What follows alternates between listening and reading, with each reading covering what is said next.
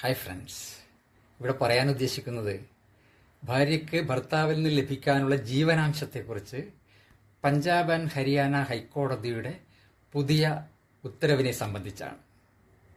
നമുക്കറിയാം, CRPC 125 വകുപ്പ് പ്രകാരവും പുതിയ നാഗരിക സുരക്ഷാ സംഹിത 144 വകുപ്പ് പ്രകാരവും ഒരു ഭർത്താവ് തൻ്റെ ഭാര്യയ്ക്ക് ജീവനാംശം നൽകാൻ ബാധ്യസ്ഥനാണ്.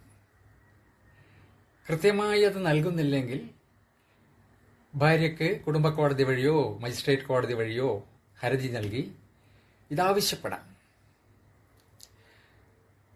നമുക്കറിയാം, ഇത്തരം കേസുകളിൽ പലപ്പോഴും മീഡിയേഷനിലും അദാലത്തിലുമായി ഔട്ട് ഓഫ് കോർട്ട് സെറ്റിൽമെൻ്റായി ഒരു നിശ്ചിത തുക, ഒരു ലംസമായി സ്വീകരിച്ചുകൊണ്ട് ഭാവിയിൽ താൻ ജീവനാംശം ആവശ്യപ്പെടില്ല എന്ന് എഴുതി എഗ്രിമെൻറ്റിൽ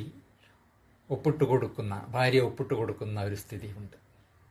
അത്തരം എഗ്രിമെൻറ്റുകൾ പബ്ലിക് പോളിസിക്ക് എതിരാണ് എന്നാണ് പഞ്ചാബ് ആൻഡ് ഹരിയാന ഹൈക്കോടതി ഇപ്പോൾ പുറപ്പെടുവിച്ച വിധിയിൽ പറയുന്നത്.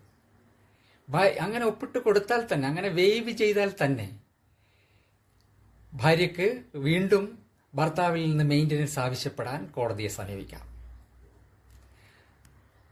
അതുകൊണ്ട് ഒരു നിശ്ചിത തുക ലംസമായി ഭാര്യയ്ക്ക് കൊടുത്തു എന്നുള്ളത് കൊണ്ട് പിന്നെ പിൽക്കാലത്ത് ഭാവിയിൽ ഭാര്യയ്ക്ക് ചെലവിന് കൊടുക്കേണ്ട എന്നൊരു നിലപാട് ഭർത്താക്കന്മാർക്ക് സ്വീകരിക്കാൻ പറ്റില്ല എന്നാണ് പഞ്ചാബ് ആൻഡ് ഹരിയാന ഹൈക്കോടതിയുടെ ഈ പുതിയ വിധിയിൽ പറയുന്നത്. നന്ദി.